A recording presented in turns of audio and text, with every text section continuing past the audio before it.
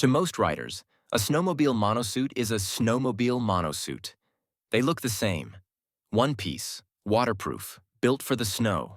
So why does one cost $400 and another, like the Klim Laksa or Tobe Novo V4, cost over $1,000? What are you really paying for?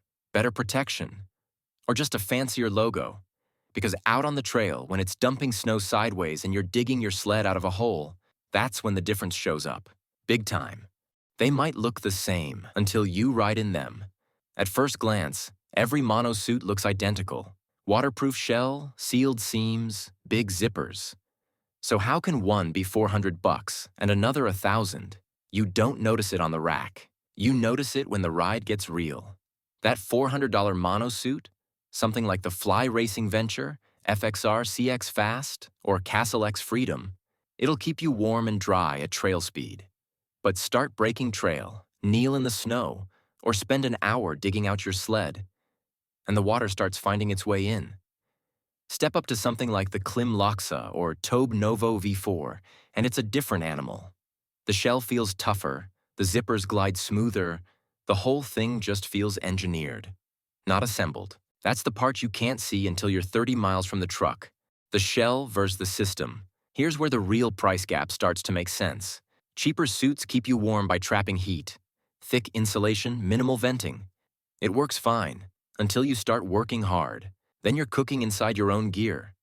Premium suits flip the logic. They're built as a system, not a shell. Waterproof, breathable, uninsulated, and designed for layering. The Klim Laksa and Tobe Novo V4 use high-end membranes that actually breathe, letting moisture escape while keeping snow and wind locked out. And right in between, the best value suits, like the Fly Racing Cobalt, Klim Ripsa, or Tobe Tiro V3, start giving you some of that high-end performance without the full $1,000 hit. For most riders, this is the sweet spot. Real tech, real protection, and money left for gas. The features you don't notice until you need them. You don't think about vents or zippers until they freeze.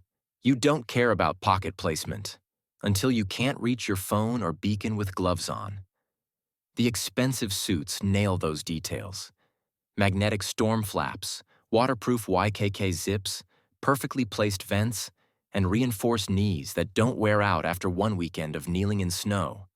That's where the Laksa and Novo V4 feel worth it. They just work, no fiddling, no leaking, no breaking. The mid-range suits, like the Klim Scout, 509 Stoke, or Tobe Tiro V3, are catching up fast. You'll see fewer vents, fewer reinforcements, but still a big leap from entry-level gear. And if you're just trail riding or exploring mellow terrain, these might honestly be the smartest buy. How it moves when you ride. If you've ever tried to carve or side hill in a bulky suit, you know how fast cheap gear fights you. That's where mobility comes in. The $400 suits, like the 509 Allied or FXR CX Fast, get the job done, but they feel stiff. You feel the fabric pulling at your shoulders or bunching around your knees. The premium suits are cut differently. They move with you. The Laksa and Novo V4 use articulated panels and stretch zones that let you ride aggressively without feeling trapped.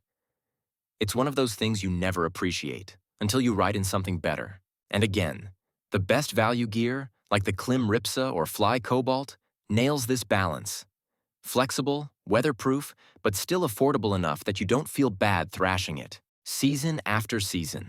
This is the part that really matters long term. A cheap monosuit looks great out of the box for one winter. Then the colors fade, the zippers start jamming, and the seams begin to fray. The premium ones? They just keep going. The Laksa and Novo V4 are designed to survive years of abuse, from early season crust to spring slush. You're paying for durability, not just the logo. And those mid-range suits, Ripsa, Tiro V3, Stoke, still last far longer than the entry-level gear if you take care of them. That's why they're often the best value overall. So if you're riding every weekend and need gear that holds up, that's where the money starts to make sense. So yeah, a $1,000 monosuit feels expensive until you're waist-deep in snow and bone dry. But if you're riding trails or weekend trips, Those mid-range suits are honestly where most smart riders land. I've dropped links in the description to the best premium and best value monosuits this season, the ones that actually deliver for the price. Because out here, comfort isn't luxury.